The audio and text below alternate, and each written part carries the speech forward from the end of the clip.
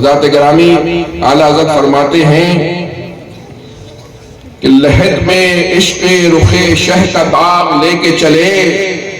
لحد میں عشق رخ شہ کا داغ لے کے چلے، اندھیری رات سنی تھی چراغ لے کے چلے، تیرے غلاموں کا نقش قدم ہے راہ خدا، تیرے غلاموں کا نقش قدم ہے راہ خدا، وہ کیا بہک سکے جو یہ سراغ لے کے چلے، اور جنا بنے گی محبان چار یار کی قبر، جنا بنے گی محبان چار یار کی قبر، جو اپنے سینے میں یہ چار باغ لے کے چلے۔ حضرات گرامی یہ سب محبان چار یار کا مجمع ہے جو آج افضل البشر بعد الانبیاء بالتحقیق حضرت سیدنا ابوبکر صدیق رضی اللہ تعالی عنہ کا ذکر سننے کے لیے یہاں اکٹھا ہوئے ہیں۔ حضرات گرامی ابھی ہمارے سید صاحب ماشاءاللہ بیان کرتے جا رہے تھے، اور ہم جو ہے تصور میں اس صدیق کو یاد کیے جا رہے تھے جو اللہ کے رسول کے سب سے چہیتے صحابی ہیں، جو سب سے بڑے عاشق رسول ہیں، جو جوانی میں بھی ساتھ ہیں، اعلان نبوت سے پہلے بھی ساتھ ہیں، اعلان نبوت کے بعد بھی ساتھ ہیں، ہجرت میں بھی ساتھ ہیں، غار میں بھی ساتھ ہیں، بدر میں بھی ساتھ ہیں، احد میں بھی ساتھ ہیں، اور آج ماشاءاللہ ساتھ میں آرام فرما رہے ہیں۔ ہم سب کے آقا حضرت سیدنا ابوبکر صدیق رضی اللہ تعالیٰ عنہ،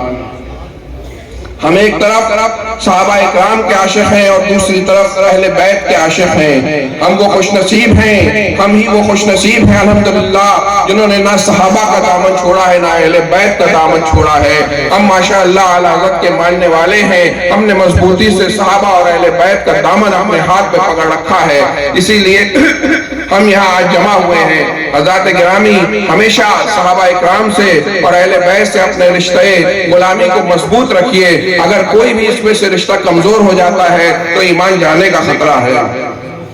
اگر کوئی صحابہ سے بغض رکھتا ہے تو اس کا کام بھی نہیں بنے گا، اگر کوئی اہل بیت کی جناب اہل بیت اطہار کی جناب میں گستاخی کرتا ہے تو اس کا کام بھی نہیں بنے گا۔ حضرات گرامی صحابہ اکرام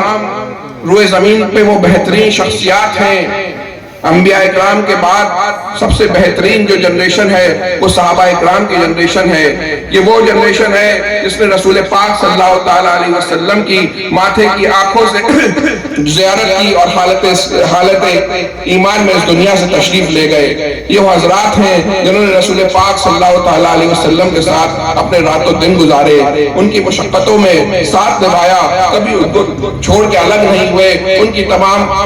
جو اسلام کے سامنے پریشانیاں آئی ان میں ساتھ نبھایا، اور یہی وہ جنریشن ہے جس نے رسول پاک صلی اللہ تعالیٰ علیہ وسلم سے جو اسلام سیکھا وہ ہم کو اپنے بعد والوں تک پہنچایا۔ ہم سب احسان مند ہیں صحابہ اکرام کے کہ آج یہ جو ہم اسلام پہ عمل کر رہے ہیں، جو آج ہزاروں کی تعداد میں ہم جمع ہیں، جو ہم یہ نمازیں پڑھ رہے ہیں، یہ روزے رکھ رہے ہیں، یہ زکاتیں دے رہے ہیں، یہ شعار اسلامی ہیں، یہ مدارس بنائے جا رہے ہیں، مساجد بنائی جا رہی ہیں، آج ہمارے گھروں میں کلمے پڑھے جا رہے ہیں، یہ سب صحابہ اکرام کا صدقہ ہے انشاءاللہ۔ حضرات گرامی صحابہ اکرام سے ہمیشہ اپنے غلامی کے رشتے کو مضبوطی سے قائم رکھیے، اور ہم سنی مسلمان ہمارے لیے ہمارے خانقاہ کا نعرہ ہے کہ آدھی روٹی کھائیے اور بچوں کو پڑھائیے، آدھی روٹی کھائیے بچوں کو پڑھائیے، سب سے پہلے فرض علوم سکھائیے،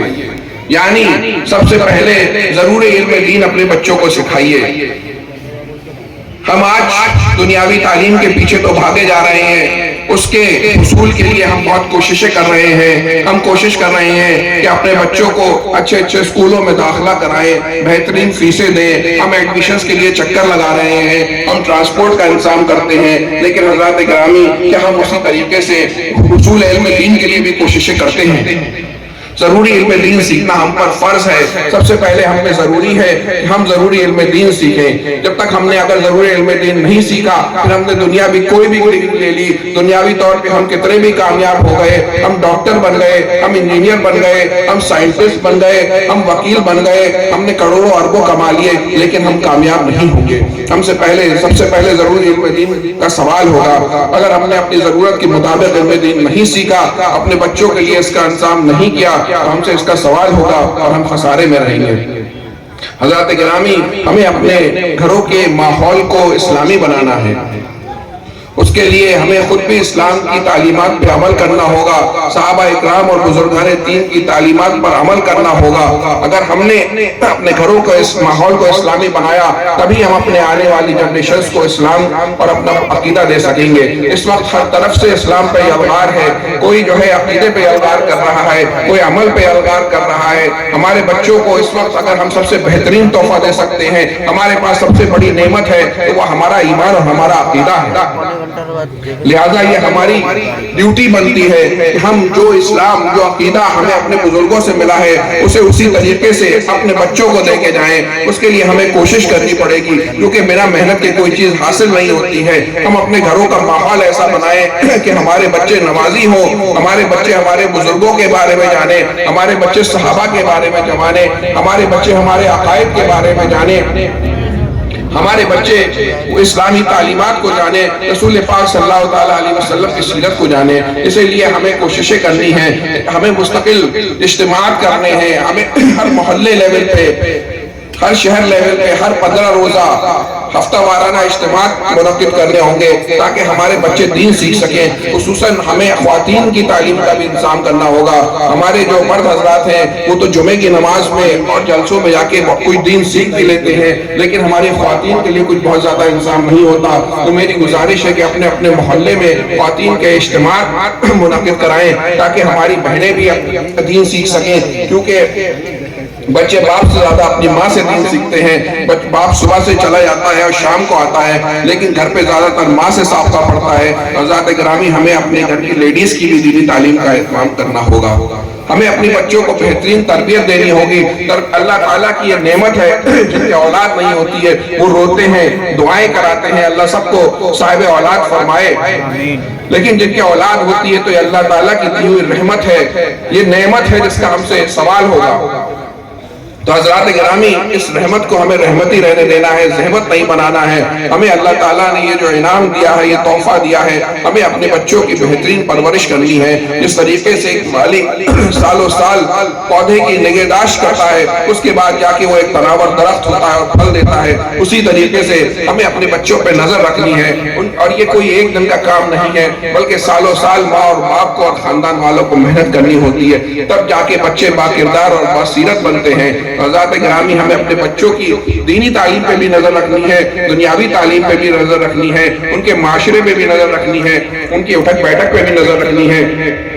جہاں ہم ان کی محبت میں ہزاروں روپے خرچ کر دیتے ہیں ان کی دنیاوی تعلیم پہ، وہیں سب سے پہلے ہمیں ان کی مضبوط دینی تعلیم کرنی ہے۔ اور حضرات گرامی، کوئی مشکل نہیں ہے، اگر ہم کوشش کریں تو تھوڑا تھوڑا اگر ضروری علم دین کے جو کورسز چل رہے ہیں، ہم اپنے بچوں کو روز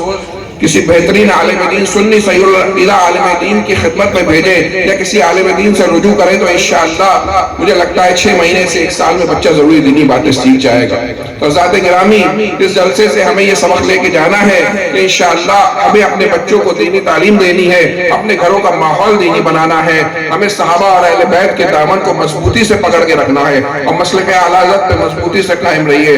بہت بہت شکریہ۔ السلام علیکم ورحمۃ اللہ وبرکاتہ۔